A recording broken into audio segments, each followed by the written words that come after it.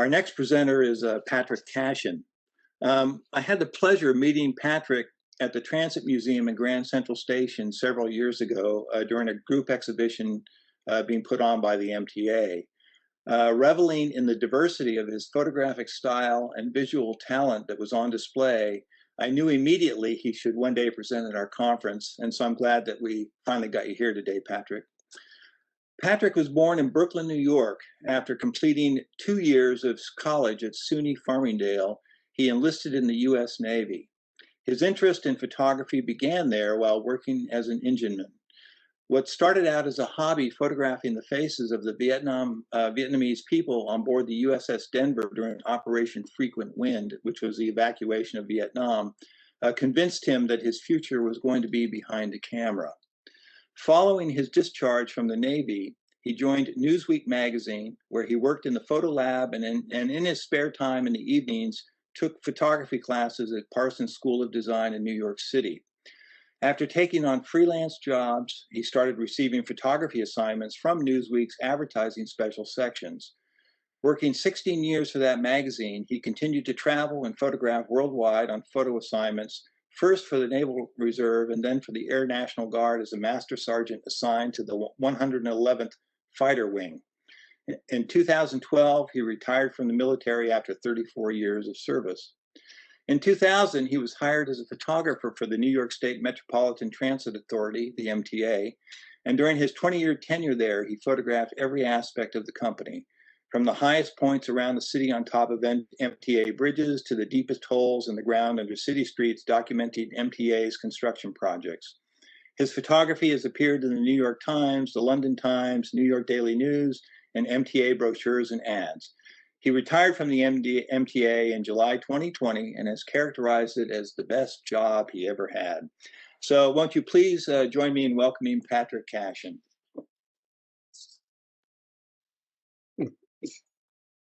Oh, hi. Thanks for that wonderful introduction. Am I on? Can you hear me? Loud and clear. Oh, okay. I wasn't sure. So yeah, again, thank you for that introduction. I am going to start out. Looks good. All right.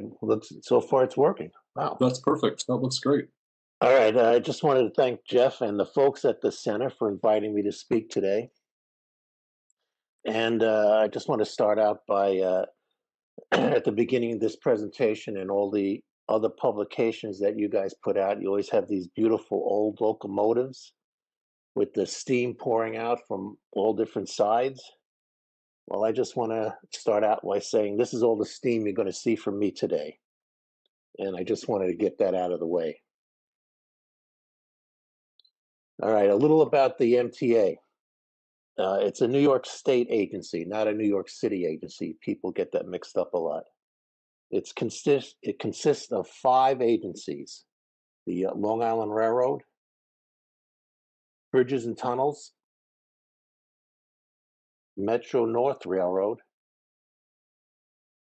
Capital Construction, and New York City Transit. The Metro North Railroad started in 1983 when the MTA took over Conrail. They have 124 stations,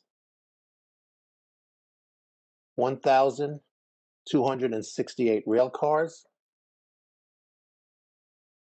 775 miles of track. They employ over 2,000 employees. And this is a shot of the Metro North Operating Center hidden away in Grand Central Terminal. And very few people get to see it or get invited into it.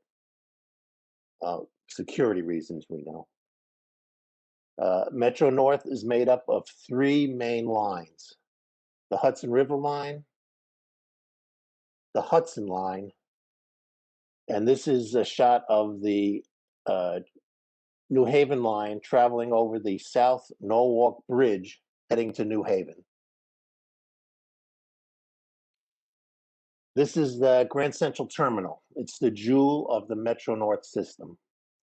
And what's unique about this shot is that uh, a new building, One Vanderbilt, has just been built in front of the west side of the terminal. So there's no way anyone can get this shot again. They sent me out one day to get it. So I went to got permission for a building on Madison Avenue to let me in on their 14th floor and set up and got the shot, waited for a nice dusk image because I knew I wanted to get some of the lights around Grand Central. Grand Central Terminal opened in February 2nd, 1913. There are 14 platforms and 67 tracks. Grand Central gets over 750,000 passengers and visitors per day. Of course, that's pre-COVID numbers. This is the old FDR personal train car under the Waldorf Astoria.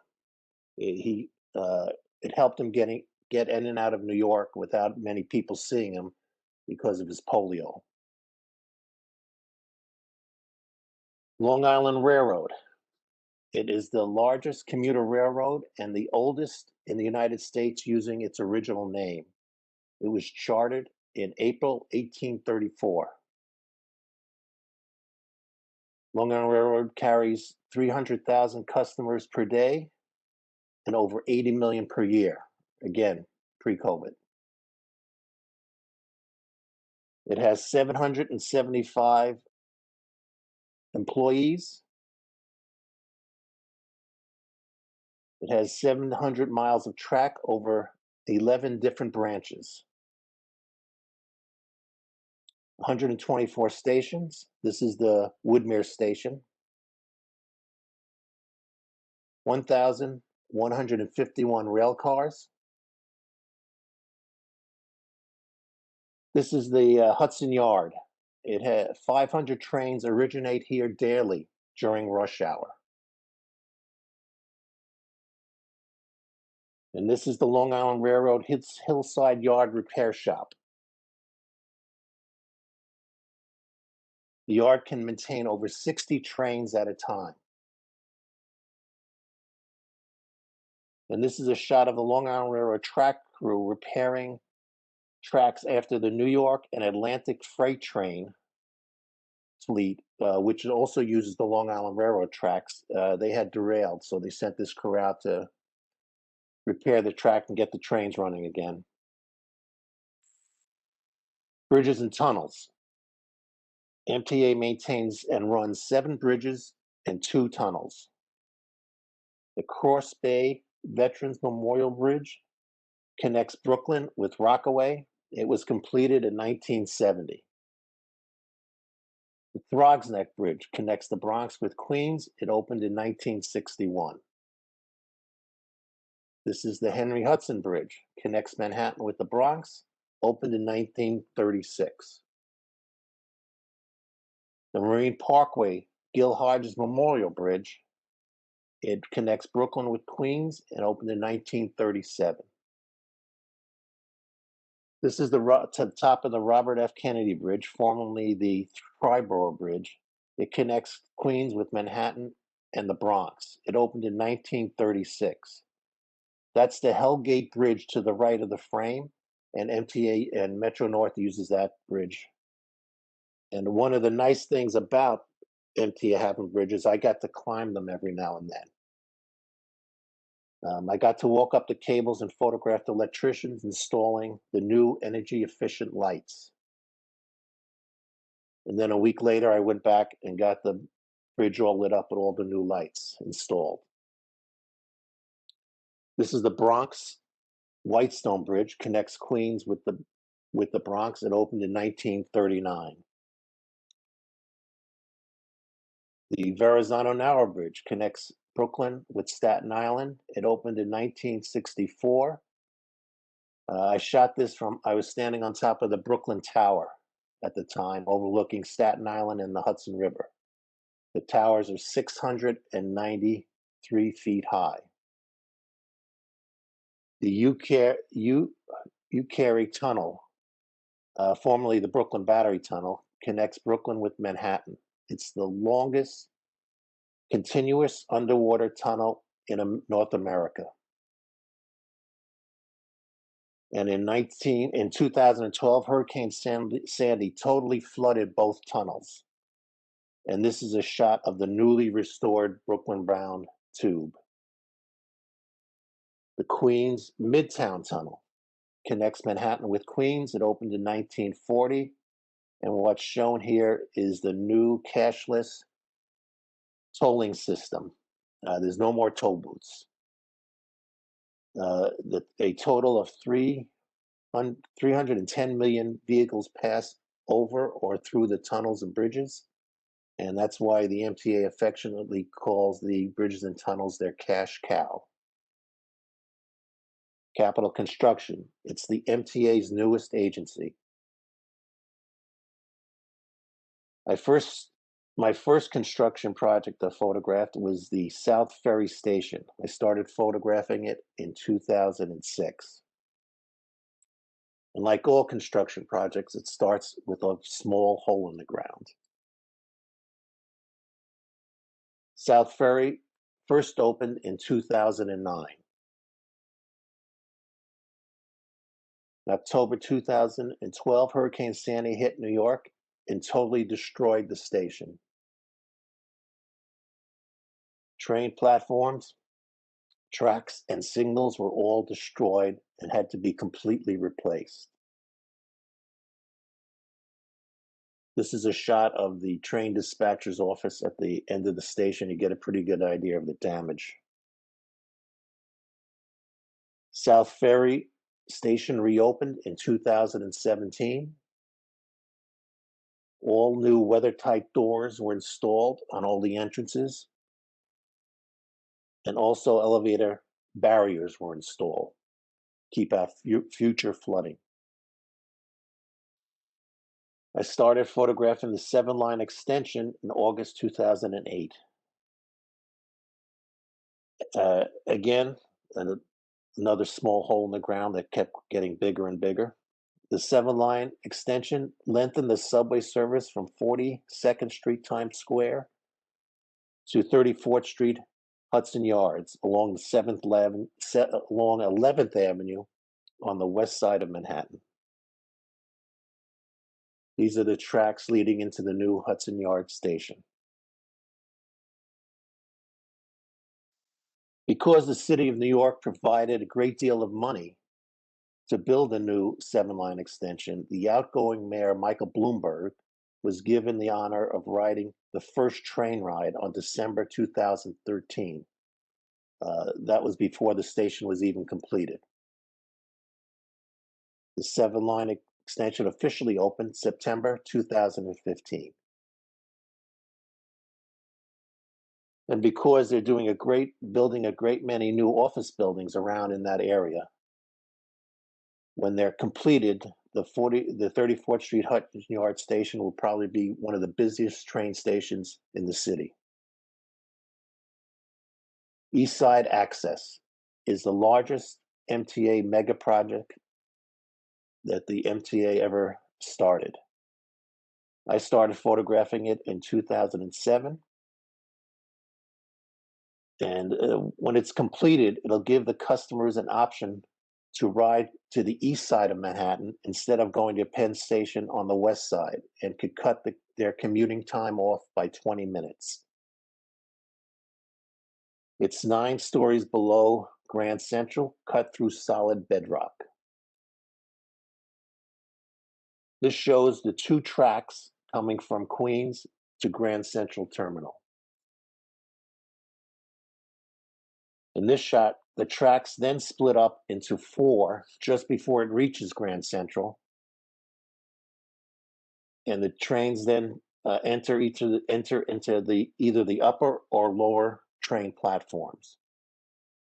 There are 2 openings on the right and left walls, and they are for the high-speed escalators that will let the customers into the mezzanine. 100 feet below Grand Central will be the main, oops, wrong way. Yeah, now we're back. 100 feet below Grand Central will be the main station. This image was taken the last time I was down at the station in 2020. You can see that the tracks have been installed and they are making good progress on the train platforms. When the east side axis will actually open, well, yeah, your guess is as good as mine. This image shows the beginning of the 2nd Avenue subway. After the project failed to start in 1944, again in 1957, and again in 1972, they finally got it going off the ground in 2006. This is a shot of the tunnel boring machine assembly. It can cut a 22-foot diameter through solid bedrock. And on a good day, the sandhogs can cut about 40 feet of rock. This image shows only about 1/3 of the tunnel boring machine. When fully assembled, the machine is actually about 2 blocks long. Phase 1 of the 2nd Avenue subway, it renovated the 63rd Street station and built 3 new subway stations at 72nd Street, 86th Street, and 96th Street along 2nd Avenue. This is a shot of the 2nd Avenue station Cavern, the 72nd Street station Cavern. It gives you a pretty good idea of how much rock and had to be cut and removed just to create one station. This is the new 72nd Street station completed. All of the 3 new stations will be handicap accessible.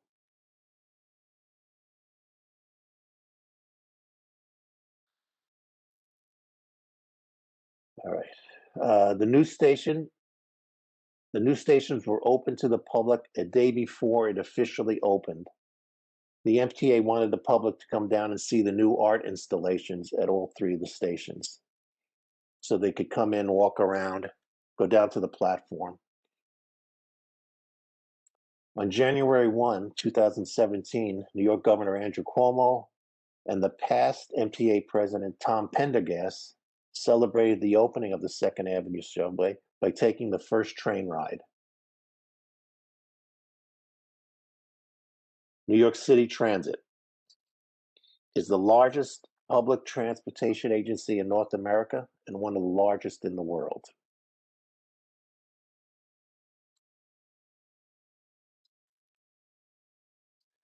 It has 6,435 subway cars, 4,541 buses, 327 different bus routes. And one day I was given the assignment to go out and upgrade an old photograph of the 7 train. So I found this location on some old Long Island Railroad tracks in Long Island City, and it had the city in the background. So I got there around noon, I set up my tripod, I took a bunch of shots, and I wasn't really crazy about what I was getting. So I decided to wait, and I waited, and I waited, and around 7:30 that night, I got this shot, and I packed up and I went home. I also love seeing those old photographs from the 20s and the 30s of the L train that passed so close to apartment buildings that you could feel the building shaking.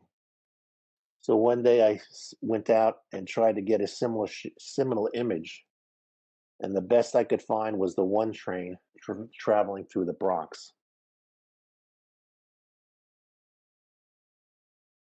Because of Hurricane Sandy in 2012, the MTA sustained major damage throughout its system. This is a shot of the R train stopped at Whitehall Street. The tunnel from Manhattan to Brooklyn was so badly damaged that train service was suspended for 15 months to totally repair the tunnel. 27 million gallons of salt water filled the subway tunnel.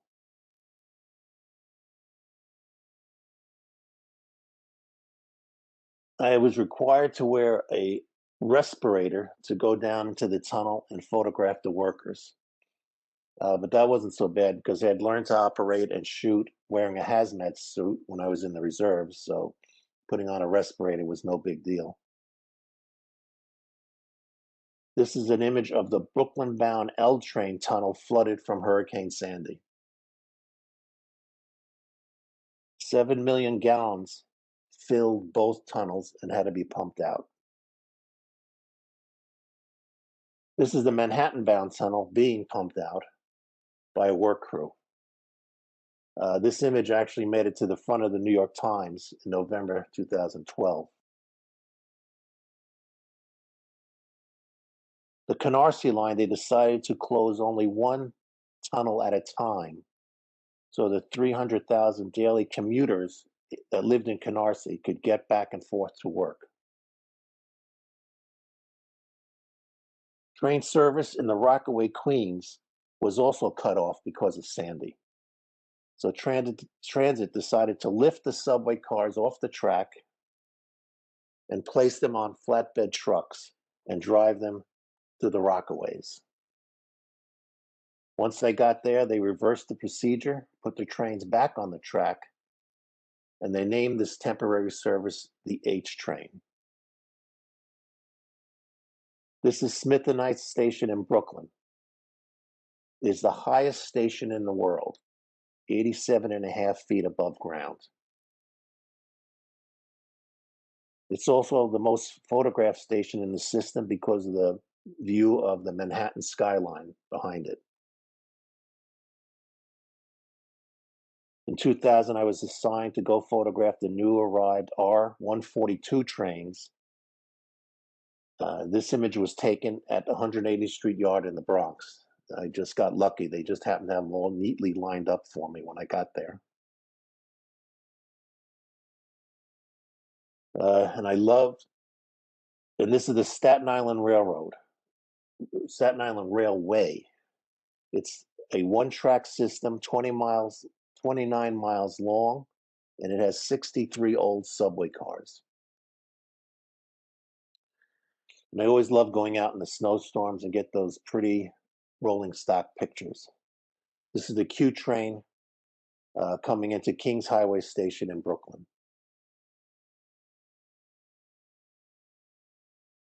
I was asked to go shoot the new R-188 trains that now were now being run on the 7 line. So off I went to Queensboro Plaza and started waiting there also. Finally got this shot. The Times Square shuttle started selling space on the side of the trains to generate revenue for the MTA. This is an ad for some Viking show that ran on the History Channel. The interior of this train was made up to look like a library. I don't even remember what they were advertising for, but when I saw this, I called up the people at Transit. I had them shut down the shuttle train on track 1 for 30 minutes after rush hour. And then I called up the people at the MTA book club to come down. I thought it'd be a nice location shot to shoot them in. And the MTA has many cool places to photograph. And one of those places is the Bergen Street sign shop in Brooklyn. The shop makes up over 99,000 signs per year. Up until 1960, the shop was a bus garage for old trolley cars. And in case you were wondering that old adage, how many transit workers does it take to install a sign? Well, now you've got your answer. Another cool place to photograph is the Coney Island Maintenance Facility. It opened in 1926, covers 75 acres of land in Brooklyn. The overhaul and repair shop operates 24 hours a day, 7 days a week. The shop has 4 30-ton cranes that are capable of moving subway cars from one end of the shop to the other. The wheel, track, axle shop is certified by the Association of American Railroads, which means it's qualified to repair any railroad in the United States. The facility is one of those places you could spend a week in and photograph. There's just so much going on.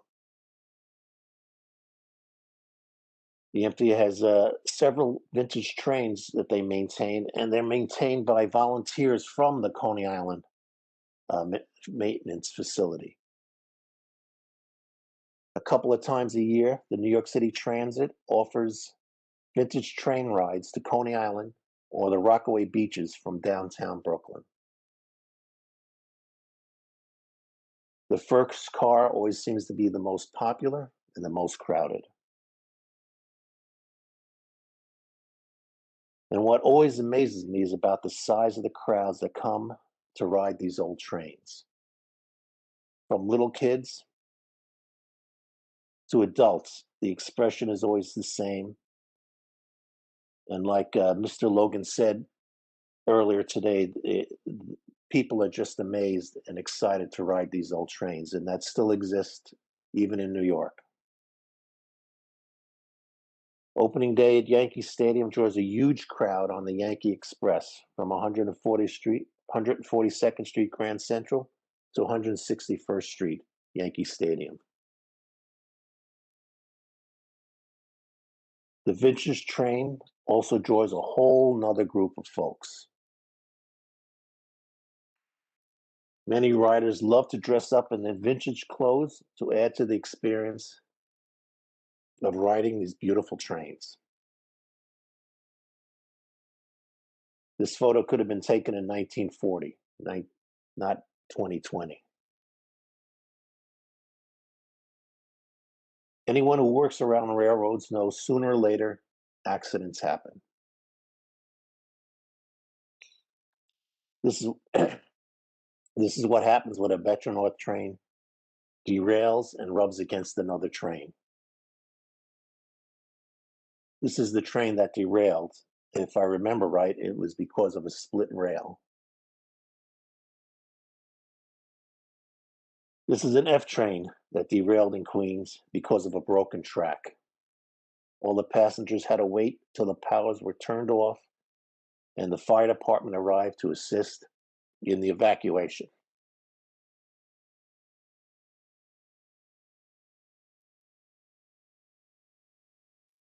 And this is where the train came to rest. Repair crews worked all day and all night, and service was restored the next day. I got a call one night from the president of Metro North Railroad, who told me to come down to the Hudson Yards to photograph a derailment. I never did get a straight answer on what happened here. December 1st, 2013. Well, that was a very bad day for the MTA. The Metro North train heading back to Grand Central took the turn at Spite and Dival way too fast. The locomotive, which was at the end pushing the cars southbound, this is where it came to rest. This is the first car. You can see how close it came to landing in the Hudson River.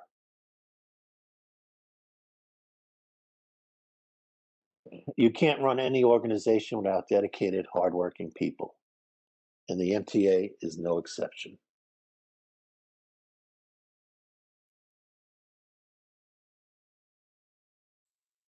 The MTA has over 75,000 people working for it. This image shows the people that the public never gets to see. The back office employees, the lawyers, the administrative assistants, the accountants, all are needed to keep the MTA running. This photo also shows the diversity of the MTA staff. It's a group of customer service agents out there assisting the public with updates on train service. This is an overhaul crew from Coney Island Yards. This is a shot of Mr. Osborne, a welder from Metro North.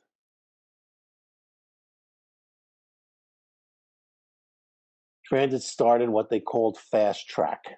They would send out a large repair group at 10 p.m. in the evening. They'd work all night in a certain area of the system.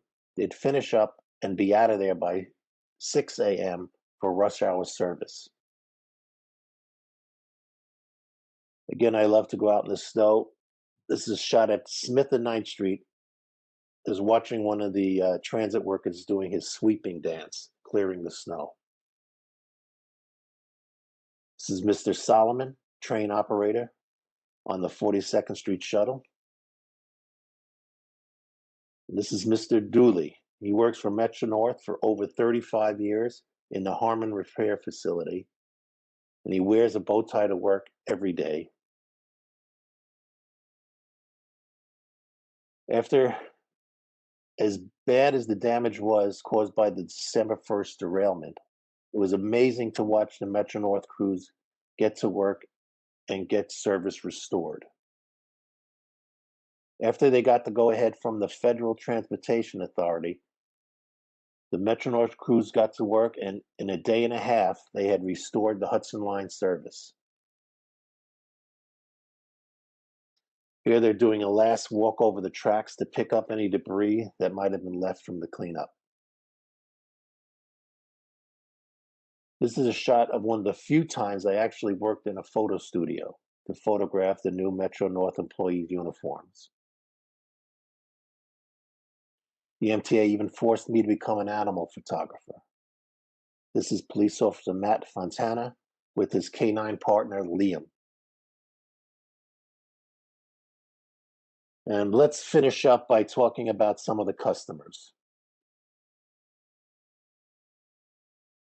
In 2004, I won the Center's photo contest. This is one of the images I submitted for it. Customers heading home at 42nd Street Grand Central Station. And here we have a normal shot of rush hour service. And here we have a shot of rush hour service that's not going so well. The homeless situation in the subway gets a lot of press, and the MTA has an outreach program that tries to deal with the problem. The team knows the name of every homeless person and their medical condition that rides the subway. But if the person refuses help, there's nothing the team can do. The MTA provides a lot of entertainment around the transit system, and this is one of the musicians that's playing on an Upper West Side station. And there are acrobats performing in crowded subway cars. Not the best idea, but sometimes they're hard to stop. And not only does the MTA provide a wide range of entertainment for its customers, we also help in their spiritual needs also. And I want to thank you for listening. And I appreciate, again, that the center allowed me to show my work. So, thank you very much.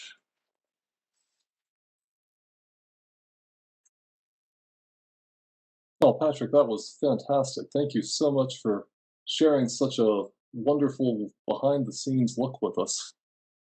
Well, you're welcome. I hope you enjoyed it. I certainly did, and judging from all the comments I've seen coming in along the way, a lot of other people did too. One of the questions we had comes from Richard Koenig, who was asking about the new trends of work from home with COVID and people moving out of New York, and if you think that momentum will slow the some of these new construction projects? Uh, well, it's hard for me to answer that. I know that they're thinking about, as far as I know, there's still people are still working from home. They're not coming back to the office. As far as the construction projects, I know that they just got money approved from Congress to help the MTA, especially in New York City. And I'm sure some of that money is going to go to the, uh, especially East Side Access. Mm. So has it arrived? And plus, they want to start phase 2 of the Second Avenue subway. So I don't know how far along they've gotten and how much money they've gotten. I've kind of been out of it now for a few months, so I don't know. I left kind of in the middle of the pandemic, so Sure. I don't know if I can be qualified to answer that question at the moment. Patrick, a lot of your shots showed some really interesting construction. What are the safety precautions that you have to take to go into some of those underground locations? Well, it's hard hat, steel toe shoes, work vest, and make sure you'll have eye contact with all those guys that are running that heavy equipment because they'll just run you over. Mm. It's a very dangerous environment. It's kind of like being on the flight deck of an aircraft carrier. You got to know where you got to know where you're standing. You got to know where everyone else is around you. And the main thing I found was to make sure you had eye contact with any of the heavy duty equipment drivers, so they know where you are, and you're going to tell them, "I'm going this way, I'm going that way," and they'll give you a thumbs up or a thumbs down. Otherwise, they'll just run you over. Mhm. In some of your shots, you said that what's the term? You were like you were hooked up, rappelling from some of those tall bridges. Is that how you got all of your um, of that really kind of sky photography, or do you use drones at all? I don't know. No, no, I don't know. Drones kind of take the fun out of it. I actually climb the bridges. They let me walk the cables or get to the top of the bridges, and you're always wearing. I didn't show any of the falcons. The three of the bridges, MTA bridges, have falcons on it. And one of the jobs I love to do is every year they go up and tag the new chicks. Mm. So that's another reason we get to the top of the bridges. No, you're always wearing a harness, and yeah, there's no drone here. Well, you must not have any fear of heights. The camera gives you a false sense of security. Patrick, we had a question from one of our members, Tom Taylor. He's asking particularly about your underground photography and what sort of lighting you used, if you were using flash studios or what sort of lights you've used down there. They use 90% of the underground is available light handheld uh, because I'm lazy and I don't want to drag a tripod with me. And I just crank up the ISO and I live with the noise. Sure. Um, there's usually enough light to get a decent shot. And I mean those images I showed are just a fraction of the images I have of the construction. In fact, a couple of months ago, I did a presentation for the engineers at MIT of the construction images I took for the different projects the MTA were working on. Mm. So most of it's handheld available light. David Maney is wondering if you ever photograph along the Hudson or up in Harland, or do you get much out of New York City at all, maybe outside of MTA photography? I mean, do I photograph other than MTA? Yeah, and outside of New York. Well, if I'm outside of New York, it's probably photographing for the MTA up in the Hudson Line or up in Poughkeepsie or New Haven or out Long Island for the Long Island Railroad. But occasionally I've gotten freelance jobs that got me upstate New York. I had to photograph an old water um, refining building up there once. Some guy hired me to do that. But if I'm outside of New York, it was because of the MTA and the branches that ran out of the city limits. Mm-hmm. We have another question from a member, Richard Jordan III, who's over in Rochester, who just notes that with all your access to so many amazing places, do any of them stand out as really your number one or your favorite? Well, certainly getting to the top of the bridges is a lot of fun. I mean, that's kind of the photograph the Falcons and I was up on top of the Arizona Bridge to photograph the marathon a few times. That's pretty cool. But also to get down into the holes in the ground, especially in the beginning when it looked like it was the center of the earth. That was a lot of fun. Now they look like a regular train station that's just about to open. So it's not as sexy as when it was in the beginning. But, I remember from our awards program one year, you submitted a series of 3 photographs showing the construction of one of those stations, and that was a series of images that really stuck with me in my mind. That was South Ferry. That was the. Yes. Yes. In fact, one of the images was in this presentation, and then when it was halfway finished, and then when it was completely finished. No, what a great documentation. Well, I was lucky enough to be there long enough to photograph a lot of these projects from the very beginning till when they actually opened for service. I noticed you got a lot of wonderful fog in some of those early morning shots up from the tops of the bridges. Do you take a fog generator out onto the river with you, or are you just good with predicting the weather? Believe me, it is absolutely pure luck. We go up there. I've gone to the top of the bridges, and it's been just dull and gray. And then a couple of days, you go up there, and you luck out. In fact, there was a shot of the Falcon. Actually, there was one Falcon shot. Now that I think of it, for the Throgs. Yeah, right at the beginning. Yeah, and the fog cleared like 5 minutes after that. So it's a lot. Luck plays a lot of these shots. So you have a lot of photographs that include passengers. How do New Yorkers react when you're taking their pictures, especially during rush hour? Well, during rush hour, they usually they're too annoyed and too distracted to worry about some guy with a camera. I photographed. Here's a tip for anyone that's in New York that wants to photograph the Mermaid Parade. I was down there because a lot of the people come in through the subway system, so I was down in Stillwell Avenue one day. And my advice is to get all the pictures you can at the beginning of the parade, because at the end of the parade, those people are mean and drunk, and they do not want a camera pointed at them. In the early days, they're happy. They're off the train. You can ask them to do whatever you want. On the way home, they just turn into different people. So that's just a tip. Next time you do photographing the Mermaid Parade. We also had a question about from Jacob Adams, who's wondering, just in terms of copyright when you're doing these jobs, do you hold the copyright to your work, or does that go to the MTA, or does it vary from one job to the next? No, it's the MTA owns all the copyrights. Yeah, I knew that. You know that going in. Part of the job, it's like working for a newspaper. Newspaper owns all your copyrights.